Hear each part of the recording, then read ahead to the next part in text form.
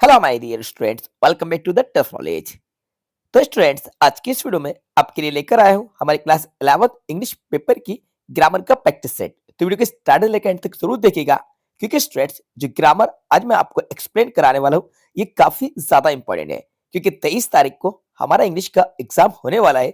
इसी 23 मार्च को जो इंग्लिश का एग्जाम होगा, उस एग्जाम की प्रैक्टिस के लिए आज मैं आपके लिए लेकर आया हूँ इंग्लिश ग्रामर का प्रैक्टिस सेट, यानी कि सेक्शन सी को आज हम इस वीडियो में समझने वाले हैं। बस वीडियो में अंत तक बने रहिएगा। चलिए वीडियो को शुरू करते हैं। तो ये हमारा सेक्शन सी है, ग्रामर। और सबसे पहले हम समझते हैं फिल इन द ब्लैंक्स को। ठीक है, ये फिलअप्स को मैं आपको एक्सप्लेन कराता हूँ, एक एक सेंटेंस को आपको डिटेल में समझाता हूँ। देखो, तो क्वेश्चन क्या है, do you know blank space है has broken this window pen.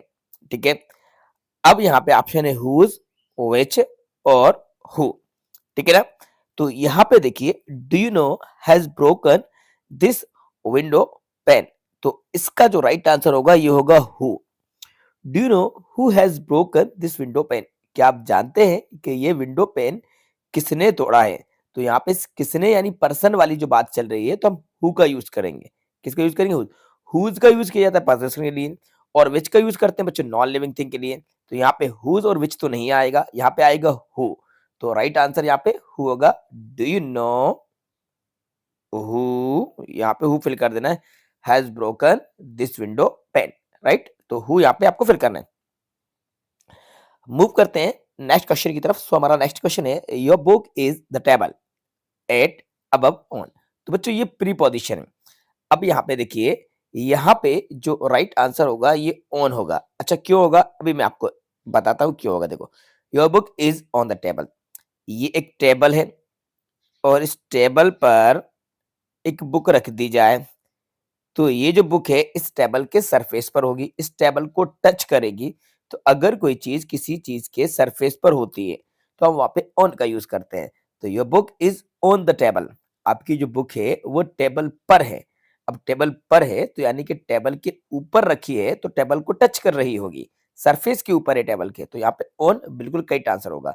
So your book is on the table, तो बच्चों यहाँ पे ऑन आएगा। ठीक है, मूव करते हैं question number third. She often us on Sunday, visited, visit, visiting। अब देखते हैं क्या आंसर होगा। देखो, विजिटिंग तो बिल्कुल नहीं आएगा, क्योंकि सेंटेंस कंटिन्यूज में नहीं है। अगर कंटिन्यूज में होता तो यहाँ पे हेल्पिंग वर्ब दी गई होती, क्योंकि कंटिन्यूज में helping verb is am are का यूज होता है, प्रेजेंट में, पास्ट में, वाज वन। तो कंटिन्यूज नहीं है, क्योंकि हेल्पिंग वर्ब यहाँ पे नहीं है, तो विजिटिंग तो हट गया। अच्छा, क्या विजिट हो सकता है? विजिट भी नहीं हो सकता बच्चों। विजिट इसलिए नहीं हो सकता क्योंकि सब्जेक्ट यहाँ पे शी है, और शी जब हमारा सब्जेक्ट सिंगुलर होता है तो शी के साथ वर्ब में एस या ई एस या आई एस, यानी शी से ही मतलब नहीं है। जो भी सिंगुलर सब्जेक्ट होते हैं तो मेन जो वर्ब होती है उसमें S E S I S का यूज किया जाता है। अगर ये प्रेजेंट इंडेफिनिट में है तो विजिट्स होना चाहिए, तो ऐसा तो नहीं है, तो प्रेजेंट इंडेफिनिट में नहीं है, तो ये भी रॉन्ग हो गया। अब विजिटेड राइट आंसर होगा, क्योंकि ये सेंटेंस सिंपल पास्ट है, पास्ट सिंपल में है। किसमें है ये सेंटेंस? पास्ट सिंपल में है। ठीक है, पास्ट इंडेफिनिट का है। तो she often visited us on Sunday, यानी वे अक्सर संडे को हमारे पास आया करती थी। तो शी ऑफ्टन विजिटेड अस, क्योंकि वी टू जो है विजिटेड, और ये वी टू का यूज जो होता है ये ऑल सब्जेक्ट के साथ यूज होता है बच्चों। यहाँ पे मैटर ये नहीं करता कि सब्जेक्ट सिंगुलर है या प्लूरल है।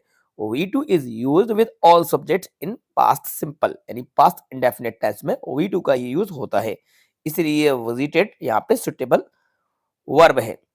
मूव करते हैं question number 4। Mister Sharma died cancer.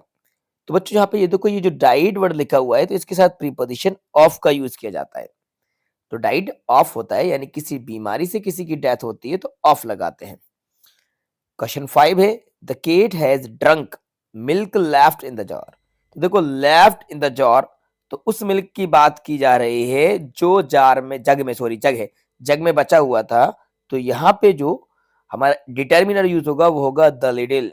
The cat has drunk the little milk left in the jug. तो केट ने वो सारा का सारा मिल्क पी लिया जो जग में था। अब जितना था उतना सब का सब, यानी ऑल द अवेलेबल। भाई ज्यादा तो नहीं होगा, लेकिन जितना भी होगा उतना सब का सब। तो ऑल द अवेलेबल होगा, तो यहाँ पे right answer the ready.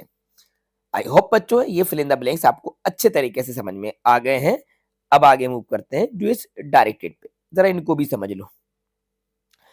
Question number first है the teacher teaches students change into passive voice. तो यहाँ पे हमें इसको पैसिव वॉइस में चेंज करना है, राइट। तो पैसिव वॉइस में चेंज करने के लिए पहले हमें देखना है ऑब्जेक्ट। तो बच्चों ऑब्जेक्ट है यहाँ पे स्टूडेंट्स, और यहाँ पे टीचर्स है यानी वर्ब में ईएस लगा है, तो सेंटेंस हमारा प्रेजेंट इंडेफिनेट का है।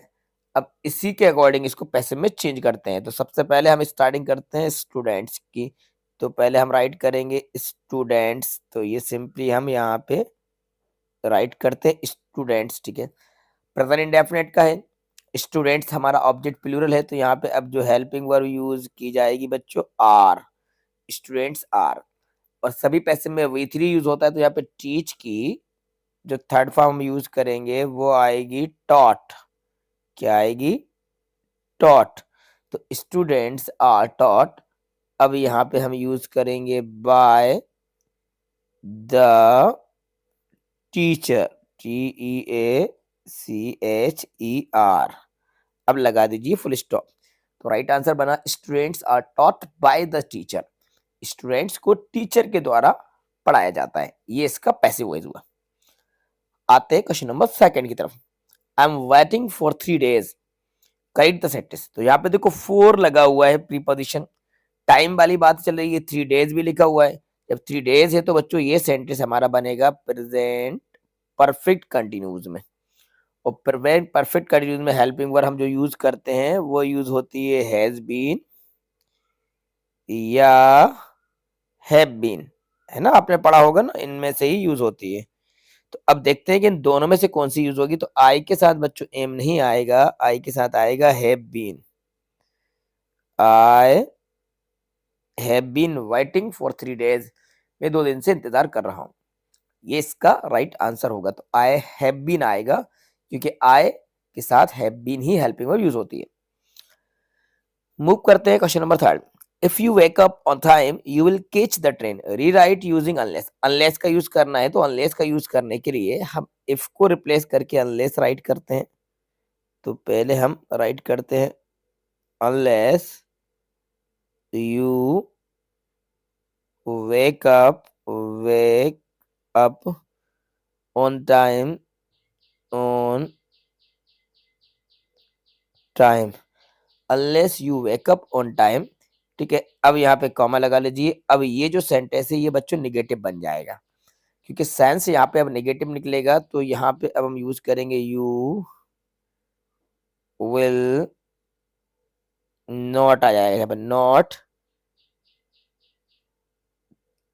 Catch the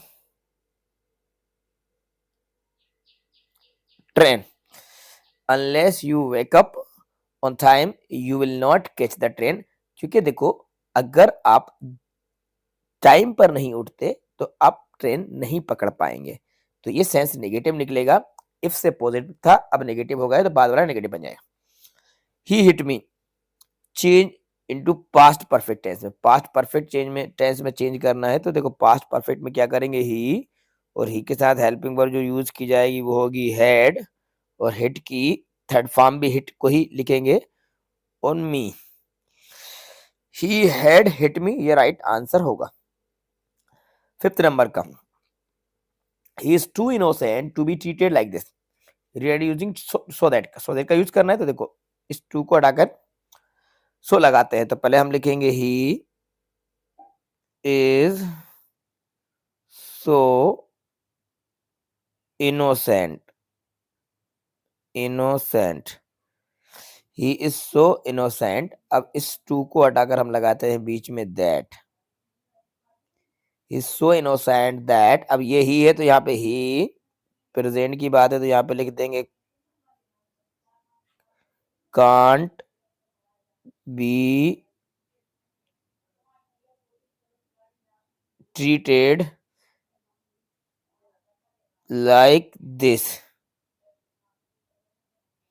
he is so innocent that he can't be treated like this, ये इसका राइट आंसर होगा। ओके स्टूडेंट्स, तो आज मैंने आपको पूरी ग्रामर एक्सप्लेन करा दी है। तो ये जो ग्रामर है, ये ग्रामर क्लास 11th इंग्लिश के पेपर की ही ली गई है।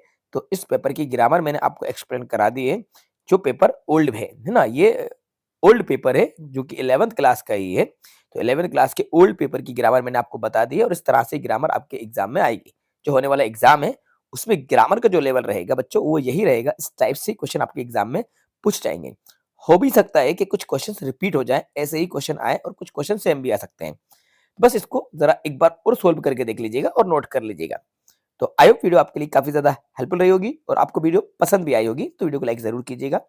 हाँ, अपने सभी दोस्तों के साथ ज्यादा शेयर कर लीजिएगा और यदि चैनल पर नया है तो चैनल को सब्सक्राइब कर लीजिएगा और साथ में बेल आइकन को प्रेस करके नोटिफिकेशन को भी ऑन कर लीजिएगा। ठीक है, क्योंकि क्लास 11th ही नहीं, 11th के बाद 12th क्लास की भी स्टडी हम हमारे चैनल पर कराएंगे। स्टार्टिंग से हम 12th क्लास की इंग्लिश की 100% तैयारी अपने चैनल पर कराएंगे। इसलिए एक बार हमसे जुड़ जाइए और आगे के लिए इंग्लिश सीखते रहिए। Thanks for watching.